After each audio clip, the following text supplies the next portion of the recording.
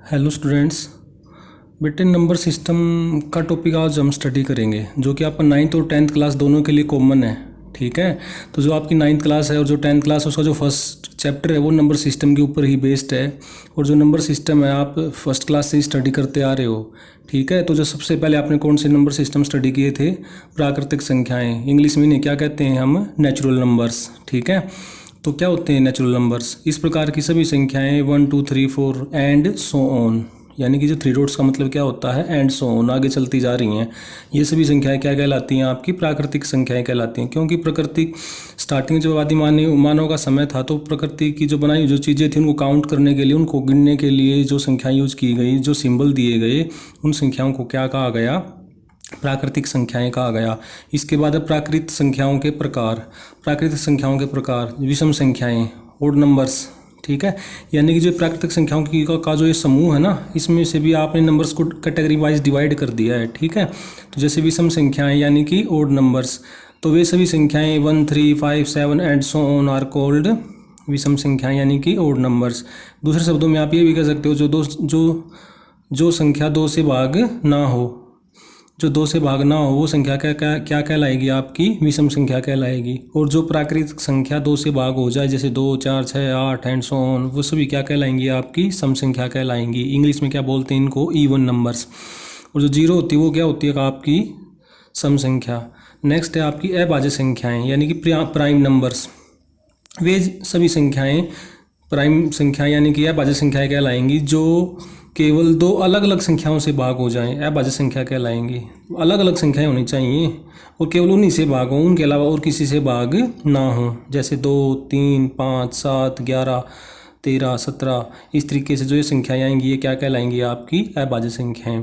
और जो 1 होगी ना, 1 1, वो अभाज्य संख्या नहीं होगी, क्योंकि अभाज्य संख्या होने के लिए दो होनी चाहिए, केवल अलग अलग संख्याओं से भाग होनी चाहिए। 1 तो 1 से ही भाग होगा ना पूरी तरीके से, और तो किसी से भाग होगा नहीं। ठीक है, इसके बाद नेक्स्ट है आपकी भाज्य संख्याएं। जो संख्याएं अभाज्य नहीं होती वो संख्याएं क्या कहलाएंगी? भाज्य संख्याएं कहलाएंगी। ठीक है, जैसे 2 4 6 9 15 12, इस तरीके से। तो ये प्राकृतिक संख्याएं थी, ये उनके प्रकार थे। नेक्स्ट है आपका पूर्ण संख्याएं यानी कि होल नंबर्स। तो पूर्ण संख्याएं क्या होती हैं? जो ये प्राकृतिक संख्याएं होती हैं ना, ये वाली, इसमें आपने क्या किया? एक सिंबल और डाल दिया, ये वाला, इसको आप क्या कहते हो? जीरो। ठीक है, तो इस प्रकार की वे सभी संख्याएं 0 1 2 3 एंड सो ऑन, वे सभी संख्याएं क्या कहलाएंगी? आपकी पूर्ण संख्याएं कहलाएंगी। तो यहाँ से आपने क्या पॉइंट नोट किया? प्राकृतिक संख्याओं की ये जो लिस्ट है, इस लिस्ट में जितने भी नंबर्स हैं वो सारे के सारे यहाँ पर भी हैं। ठीक है, बस इसमें पूर्ण संख्या में कि एक्स्ट्रा नंबर ऐड हो गया 0। तो यानी कि यहाँ से आप क्या कह सकते हो? प्रत्येक जो प्राकृतिक संख्या होगी वो क्या होगी? पूर्ण संख्या होगी, क्योंकि वो सारी इस लिस्ट में आ रही है। बट प्रत्येक जो पूर्ण संख्या है वो जरूरी नहीं है कि वो क्या हो? आपकी प्राकृतिक संख्या है, क्योंकि ये रहा जीरो। जीरो एक ऐसी संख्या है जो पूर्ण संख्या तो है लेकिन प्राकृतिक संख्या नहीं है। ठीक है, नेक्स्ट इसमें फिर आपका पूर्णांक। नेक्स्ट क्या आपका इसमें? पूर्णांक। इंग्लिश में क्या बोलते हैं इसको? इंटीजर्स। वे सभी संख्याएं यानी जो ये पूर्ण संख्याएं होती है ना, जो ये पूर्ण संख्याएं होती हैं बेटे 0 1 2 3, तो इसमें जो ये पॉजिटिव वाली संख्याएं होती है ना, इनको नेगेटिव साइन के साथ और लिख दें हम। ठीक है, तो वो सारे क्या बन जाएंगे? आपके पूर्ण संख्याएं पूर्णांक बन जाएंगी। ठीक है, तो आप यहाँ से देख सकते हो ये वाली सारी लिस्ट किसकी है? प्राकृतिक संख्याओं की है। जीरो और शामिल करते ये लिस्ट किसकी बन जाएगी? पूर्ण संख्याओं की। तो इसका मतलब प्रत्येक प्राकृतिक संख्या क्या होगी? पूर्णांक होगी। और प्रत्येक पूर्ण संख्या भी क्या होगी? पूर्णांक होगी। परंतु प्रत्येक पूर्णांक जरूरी नहीं है कि वो पूर्ण संख्या हो या प्राकृतिक संख्या हो। देखो नेगेटिव वाले ले लो कोई भी, वो पूर्णांक तो होंगे लेकिन ना तो वो पूर्ण संख्या होंगे और ना ही वो प्राकृतिक संख्या होंगे। ठीक है, इसके बाद नेक्स्ट है आपका प्रीमेय संख्याएं, रैशनल नंबर्स बोलते हैं इंग्लिश में। यानी कि जब हम एक पूर्णांक को किसी दूसरे पूर्णांक से भाग दे दें और डिनोमिनेटर में क्या नहीं होनी चाहिए? हर में क्या नहीं होना चाहिए? जीरो नहीं होना चाहिए। तो वे सभी संख्याएं क्या कहलाएंगी? प्रीमेय संख्याएं कहलाएंगी। जैसे 2/3 और -8/7, 3 क्योंकि -3 को आप क्या लिख सकते हो? -3/1 लिख सकते हो। ठीक है, p/q फॉर्म बन गई ना ये आपकी। तो ये जो परिभाषा है ना, आपने ये 8th क्लास में स्टडी की हुई है रैशनल नंबर्स की, प्रीमेय संख्याओं की। ठीक है, अब 9th क्लास में जो एक डेफिनेशन और आ जाएगी, एक परिभाषा और आ जाएगी प्रीमेय संख्याओं की। क्या होती है? ये वाली परिभाषा भी होती है, वे सभी संख्याएं जिनका दशमलव वाला भाग टर्मिनेटिंग हो या फिर अगर नॉन टर्मिनेटिंग हो तो रिपीटिंग अगर हो जाए तो वो संख्या क्या कहलाएगी, आपकी प्रीमिय संख्या कहलाएगी। टर्मिनेटिंग का मतलब क्या होता है, ख़त्म होना। नॉन टर्मिनेटिंग का मतलब जो ख़त्म ना हो, ठीक है। रिपीटिंग का मतलब दोहराना। तो उदाहरण से मैं आपको समझाने का प्रयास करता हूँ कि प्रीमिय संख्याएं अगर दशमलव की फॉर्म में दे रखी हो ना, तो वो प्रीमिय संख्या होंगी, या फिर नेक्स्ट परिभाषा आपकी आएगी अप्रीमिय संख्याएं। तो जैसे ये वाला जितने भी एग्जाम्पल है ना आपके ए पार्ट में, तो दशमलव वाला भाग कैसा ले रहा हूँ मैं, टर्मिनेटिंग। टर्मिनेटिंग का मतलब क्या होता है, खत्म होना। जैसे पहले वाले एग्जाम्पल में देखो, दशमलव के बाद राइट साइड में केवल एक अंक है, और दूसरे वाले एग्जाम्पल में दशमलव के राइट साइड में केवल 5 अंक हैं, और तीसरे वाले में 2 4 6 8 अंक हैं, और चौथे वाले एग्जाम्पल में केवल दशमलव के बाद 3 अंक हैं। इसका मतलब दशमलव वाला जो भाग है ना, उसमें जो अंक आप गिन पा रहे हो कि 1 अंक है, 5 अंक है, 8 अंक है, या फिर 3 अंक हैं, तो ये इसका मतलब जो डेसिमल पार्ट है, जो दशमलव वाला भाग है ना राइट साइड वाला, वो क्या है, यहाँ पे टर्मिनेट है, यानी कि वो खत्म हो रहा है। डिजिट मतलब चलते नहीं जा रहे, एक उस पर आकर के, सिचुएशन पर आकर के वो रुक रहे हैं, तो उसको हम क्या बोलते हैं, टर्मिनेटिंग बोलते हैं। अच्छा एक बात बताऊँ, देखो टर्मिनेटिंग और यहाँ पे क्या है, नॉन टर्मिनेटिंग। इसकी पहचान भी मैं आपको बता देता हूँ साथ ही साथ। जैसे अगर नॉन टर्मिनेटिंग होगा ना, तो जो भी दशमलव वाला भाग होगा ना, उसके लास्ट में यहाँ पे क्या लग रहे होंगे, 3 डॉट, और उसके बाद कोई अंक नहीं लिख रहा होगा। तो ये देख लो, यहाँ पे ये जो 4 एग्जाम्पल है ना, इन चारों में लास्ट में 3 डॉट लग रहे हैं, और उसके बाद कोई अंक नहीं लिख रहा, ठीक है। तो ये किसकी पहचान है, नॉन टर्मिनेटिंग की। मतलब दशमलव वाले भाग में जो अंक है वो चलते जा रहे हैं, रुक नहीं रहे हैं, ठीक है। लेकिन अगर मान लो मैं ऐसे लिख रहा होता 1 2 3 एंड सो ऑन, फिर यहाँ पे 10 लिख देता, तो ये टर्मिनेटिंग है या नॉन टर्मिनेटिंग है, चैन। ये टर्मिनेटिंग है, क्योंकि 3 डॉट के बाद तो अंक आ गया ना। फिर अगर 3 डॉट के बाद कोई भी अंक ना हो ना, तो उसको हम क्या कहेंगे, नॉन टर्मिनेटिंग। और लास्ट में 3 डॉट हो ही ना, हाँ, तो उसे हम क्या कहेंगे, फिर टर्मिनेटिंग कहेंगे। तो टर्मिनेटिंग और नॉन टर्मिनेटिंग की पहचान होगी आपको। तो जो रैशनल नंबर्स होते हैं, जो प्रीमिय संख्याएं होती हैं, अगर दशमलव वाला भाग उनका टर्मिनेटिंग हो, जैसे इन सारे एग्जाम्पलों में टर्मिनेटिंग है, तो ये जो सारे एग्जाम्पल है ना दशमलव की फॉर्म में, ये सारे किसके उदाहरण हैं, प्रीमिय संख्याओं के उदाहरण है। प्रीमिय संख्याओं की 2 डेफिनेशन होती है, एक तो डेसिमल वाली की फॉर्म में और दूसरी p/q फॉर्म में, ठीक है। तो डेसिमल वाली फॉर्म में ये वाले जितने भी एग्जाम्पल मैंने लिखे हैं ना, ये सारे कैसे हैं, आपके टर्मिनेटिंग है। ये सारे टर्मिनेटिंग है, इनका दशमलव वाला पार्ट। इस वजह से ये सारे के सारे नंबर क्या कहलाएंगे, आपके प्रीमिय संख्याएं कहलाएंगी सारी की सारी, ठीक है। और अगर मान लो दशमलव वाला हिस्सा नॉन टर्मिनेटिंग हो, जैसे इन सारों में क्या है, दशमलव वाला हिस्सा नॉन टर्मिनेटिंग है, ठीक है। तो मतलब एक बात तो पक्का है, दशमलव वाला हिस्सा अगर टर्मिनेटिंग होगा तो प्रीमिय संख्याएं होंगी, नॉन टर्मिनेटिंग होगा तो वो संख्याएं प्रीमिय भी हो सकती हैं और अप्रीमिय भी हो सकती हैं। नॉन टर्मिनेटिंग कब होता है, जब दशमलव वाले हिस्से में लास्ट में 3 डॉट लग रहे हो। 3 डॉट का मतलब होता है कि जो अंक है वो आगे आगे चलते जा रहे हैं, चलते जा रहे हैं। फिर अगर नॉन टर्मिनेटिंग अगर है दशमलव वाला भाग, तो ये कैसे डिसाइड होगा कि फिर वो प्रीमिय संख्या है या अप्रीमिय संख्या है। फिर इसके ऊपर है सारा दारोमदार, कि अगर वो नॉन टर्मिनेटिंग है दशमलव वाला हिस्सा, बट रिपीट हो रहा है बार बार, रिपीट का मतलब क्या होता है, दोहराना। जैसे यहाँ पे देखो पहले वाले एग्जाम्पल में 0.353535 एंड सो ऑन, तो आपने क्या देखा, पहले तो 3 डॉट लग रहे, नॉन टर्मिनेटिंग होगा डेसिमल पार्ट, ठीक है, दशमलव वाला भाग। फिर आपने क्या देखा, 3 5 बार बार चलता आ रहा है, रिपीट हो रहा है, दोहरा आ रहा है अपने आप को। तो इसका मतलब इसको मैं क्या लिख सकता हूँ, शॉर्ट फॉर्म में 0.3535 बार बार रिपीट हो रहा है ना, तो इसके ऊपर मैंने क्या लगा दिया, बार लगा दिया। तो आपने देखा कि इस जो पहला एग्जाम्पल है, इसमें दशमलव वाला जो भाग है उसमें 3 5 बार बार रिपीट हो रहा है, और नॉन टर्मिनेटिंग भी है। तो नॉन टर्मिनेटिंग और रिपीटिंग वो दोनों बात अगर हो जाएं, तो भी वो संख्या क्या कहलाएगी, प्रीमिय संख्या कहलाएगी। तो पहले वाला एग्जाम्पल किसका हो जाएगा, प्रीमिय संख्याओं का। जैसे सेकंड पार्ट है 2 पॉइंट, फिर आप यहाँ पे देखो 698, तो आपने यहाँ पे क्या देखा, 698 बार बार रिपीट हो रहा है, और लास्ट में 3 डॉट भी लग रहे हैं। लास्ट में 3 डॉट लगने का मतलब नॉन टर्मिनेटिंग है, रिपीट भी हो रहा है। तो नॉन टर्मिनेटिंग और रिपीटिंग दोनों अगर हो जाए, तो वो संख्या क्या कहलाएगी, प्रीमिय संख्या। तो ये सारे के सारे एग्जाम्पल आप देख सकते हो, इन चारों एग्जाम्पलों में जो डेसिमल पार्ट है वो क्या है, नॉन टर्मिनेटिंग भी है, लास्ट में 3 डॉट लग रहे हैं, और दशमलव के बाद वाला हिस्सा कोई ना कोई बार बार रिपीट भी हो रहा है, ठीक है। जैसे थर्ड वाला एग्जांपल है 23.6595959 रिपीट हो रहा है, तो 6 के ऊपर बार नहीं लगेगा, 59 के ऊपर लगेगा। और बार का मतलब यहाँ पे क्या होता है कि वो वाला जो पार्ट है ना, बार बार क्या हो रहा है, रिपीट हो रहा है। तो प्रीमिय संख्या की जो आपको परिभाषा है डेसिमल फॉर्म में, दशमलव की फॉर्म में अगर कोई नंबर दे रखा हो अच्छे से, मेरे हिसाब से आपको समझ में आ गई होगी। सबसे पहले आपको देखना, दशमलव वाला जो पार्ट अगर वो टर्मिनेटिंग है ही नहीं, 3 डॉट लग ही नहीं रही, तो ऑटोमेटिक वो फटाफट कह दो कि वो सारी संख्याएं क्या हैं, आपकी प्रीमिय संख्याएं हैं। लेकिन अगर दशमलव वाला पार्ट नॉन टर्मिनेटिंग है, यानी कि लास्ट में 3 डॉट लग रहे हैं, फिर आपको ये चेक करना पड़ेगा वहाँ पर कि रिपीट हो रहा है या नहीं हो रहा है। रिपीट अगर हो रहा है तो वो क्या हो जाएगा आपका, फिर वो संख्या क्या कहलाएगी? आपकी प्रीमे संख्या कहलाएगी। ठीक है, इसके बाद आपकी अप्रीमे संख्या। अप्रीमे संख्या को हम क्या कहते हैं? इरेशनल नंबर बोलते हैं।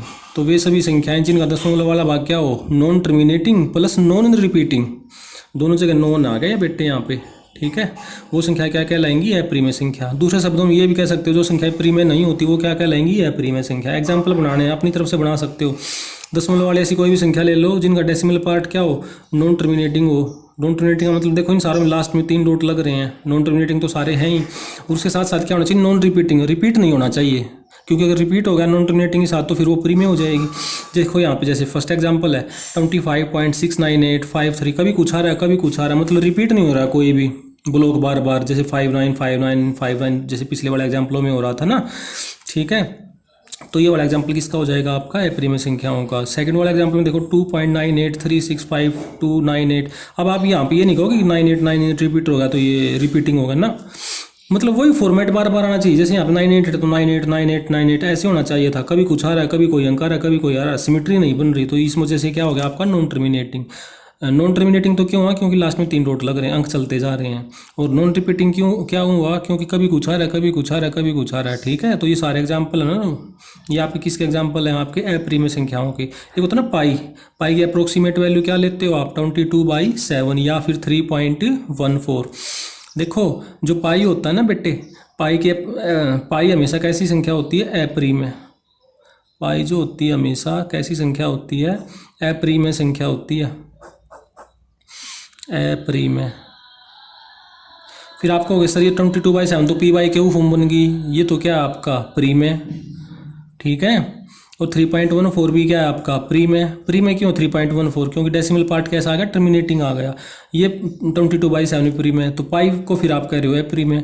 ये जो पाई की वैल्यू है ना, ये एग्जैक्ट वैल्यू नहीं है 22/7 या 3.14, ये पाई की कैसी वैल्यू? अप्रोक्सीमेट, लगभग पाई 22/7 के इक्वल है। एग्जैक्ट वैल्यू तो पाई जो होता है ना, पाई इज इक्वल टू 3.141516, कभी कुछ आएगा कभी कुछ आएगा कभी कुछ आएगा। इसका मतलब डेसिमल पार्ट नॉन टर्मिनेटिंग है और नॉन रिपीटिंग भी है, तो ये किसकी परिभाषा होगी? आपकी अप्रीमे संख्या की। तो पाई की ये वाली जो वैल्यू होती है ना, ये एग्जैक्ट नहीं होती, अप्रोक्सीमेट होती है। ठीक है, ऐसे ही एक नंबर होता है ई, 2.7135 ही चलता रहेगा। इस पूरे को हमने क्या नाम दे दिया? ई नाम दे दिया। तो पाई ई ये सारे के सारे कैसे नंबर हैं? आपके अप्रीमे संख्याएं हैं। ठीक है, नेक्स्ट आपकी परिभाषा है वास्तविक संख्याएं, यानी कि रियल नंबर्स बोलते हैं इंग्लिश में। तो प्रीमे संख्याएं जो होती हैं और अप्रीमे संख्याएं होती हैं, इन सारों के समूह को हम क्या कहते हैं? वास्तविक संख्याएं कहते हैं। ठीक है, यानी कि एक बैग में आपने सारी प्रीमे संख्याएं रख दी, एक बैग में आपने अप्रीमे संख्याएं रख दी, उन दोनों बैगों को एक तीसरे बड़े बैग में रख दिया, उस तीसरे बड़े बैग को आपने क्या कह दिया? वास्तविक संख्या कह दिया। यानी कि हर एक प्रीमे संख्या भी वास्तविक संख्या होगी, हर एक अप्रीमे संख्या भी वास्तविक संख्या होगी। ठीक है, अब तक जो मैंने आपको बताया है उसको अगर मैं समराइज़ करना चाहूँ तो आप इस बात को ऐसे समझ सकते हो। प्राकृतिक संख्याएं, प्राकृतिक संख्याओं का बैग सबसे छोटा होता है, उसको एक दूसरे बैग में डाल दिया, उस बैग में पहले से एक पर्ची पड़ी हुई थी 0। ठीक है, तो प्राकृतिक संख्याओं में अगर 0 मिला दी जाए तो उनको हम क्या कहते हैं? पूर्ण संख्या कहते हैं। ठीक है, और जो पूर्ण संख्याएं होती हैं उनको नेगेटिव साइन और लगा के और एक्स्ट्रा नंबर डाल दें तो वो सारे क्या बन जाएंगे? पूर्णांक बन जाएंगे। ठीक है, और जो पूर्णांक होते हैं, एक पूर्णांक को दूसरे पूर्णांक से डिवाइड कर दो और जितने पूर्णांक होते हैं पी बाई क्यू फॉर्म के, वो सारी क्या हो जाएंगी? आपकी प्रीमे संख्याएं। तो एक बड़ा बैग ये हो गया पूरे आप प्रीमे संख्याओं का, और एक बड़ा बैग ये हो गया अप्रीमे संख्याओं का। इन दोनों को एक बड़े बैग में डाल दिया तो जो बड़ा बैग है ये आपका क्या बन गया? वास्तविक संख्याएं बन गया। ठीक है, तो जो 9th क्लास है, 9th क्लास की जो फर्स्ट एक्सरसाइज है 1.1 हिंदी मीडियम में हम क्वेश्चंस करेंगे बेटे, क्योंकि मैं हिंदी मीडियम वालों को पढ़ाता हूँ 9th 10th क्लास में। तो हिंदी मीडियम में जो आपके एक्सरसाइज 1.1 है उसमें फर्स्ट क्वेश्चन क्या है? उसने आपसे ये पूछा क्या जो 0 जो है, क्या 0 एक प्रीमे संख्या है? अब देखो प्रीमे संख्या की 2 डेफिनेशन होती हैं, एक तो डेसिमल वाली और एक विदाउट डेसिमल वाली। 0 तो डेसिमल फॉर्म में तो है नहीं, तो पी बाई क्यू फॉर्म में लिख सकते हो क्या 0 को आप? देखना आप क्या आप 0 कैसे लिख सकते हो? 0/1, किसी भी संख्या के बाई में 1 लिख सकते हैं ना, तो ऊपर वाला तो क्या होगा? पी होगा, नीचे वाला क्या होगा? क्यू होगा। तो पी बाई क्यू फॉर्म में अगर आप किसी संख्या को लिख पा रहे तो वो संख्या क्या कहलाएगी? प्रीमे संख्या कहलाएगी। तो यहाँ से आपका आंसर क्या आएगा? हाँ, तो जो 0 होगी वो क्या हो जाएगी? एक प्रीमे संख्या हो जाएगी। ठीक है, इसके बाद क्वेश्चन नंबर 2 है आपका। क्वेश्चन नंबर 2 में आपको क्या करना है? 3 और 4 के बीच में 6 प्रीमे संख्याएं बतानी है। किन्हीं भी 2 संख्याओं के बीच में अनगिनत होती हैं प्रीमे संख्या, लेकिन हमें कितनी बतानी है? केवल 6 बतानी है। तो क्या तरीका होगा? जैसे 3 है ना, 3 और 4 के बीच में बतानी है, 3 को मैं क्या लिख सकता हूँ? 3/1। जितनी निकालनी है ना, 6 निकालनी है, तो उसमें 1 जोड़ दो। 7 आ गया। तो 3 को ऊपर नीचे किससे गुना कर दो 7 से, 7 के 21/7। ऐसे ही 4 है तो 4 को भी किससे गुना कर दो ऊपर नीचे 7 से, 4 से 28/7। काटोगे तो 21/7 3 आ जाएगा, 28/7 4 आ जाएगा। अब 21 और 28, 21 के बाद क्या आएगा गिनती में 22, फिर 23, फिर 24, फिर 25, फिर 26, फिर 27, नीचे 7 लगा दो हर एक के। तो ये हमारे पास कितनी आ गई टोटल 6 आ गई, 1 2 3 4 5 6, 6 हमारे पास ये प्रीमियम संख्याएं आ गई 3 और 4 के बीच में।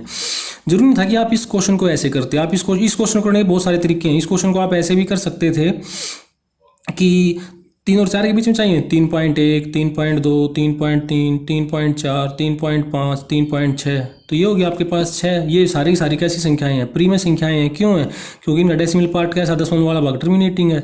तो ये भी आपका आंसर हो सकता है। बहुत सारे आंसर हो सकते हैं इस क्वेश्चन के, ठीक है।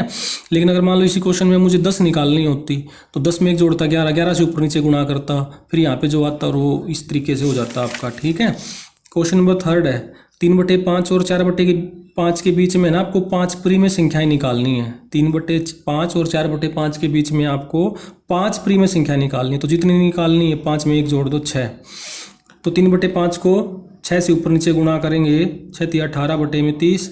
4/5 को भी ऊपर नीचे 6 से गुणा करेंगे, 24/30। यहाँ पे 18 है, यहाँ पे 24 है। 18 के बाद गिनती में क्या आएगा 19, 20, 21, 22, फिर 23 बटे में ये जो 30 है ये लगा लिया, 1 2 3 4 5। तो ये 5 आपके पास क्या आ गई प्रीमियम संख्याएं आ गई 3/5 और 4/5 के बीच में, ठीक है।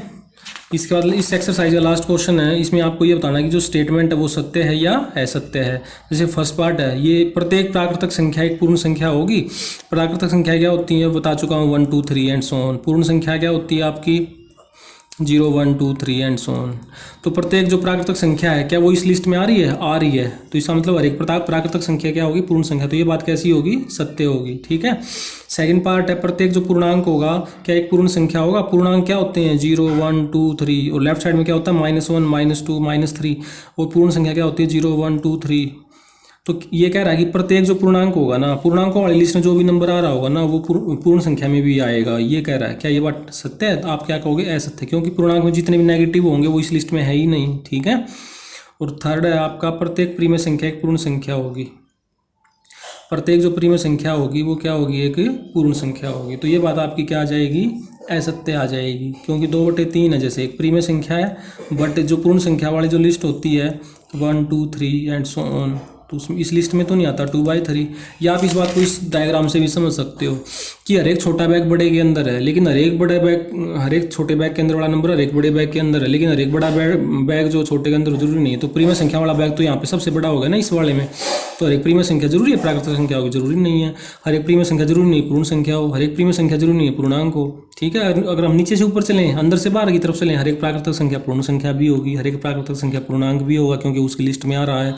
हर एक प्राकृतिक संख्या प्रीमियम संख्या भी होगी, ठीक है।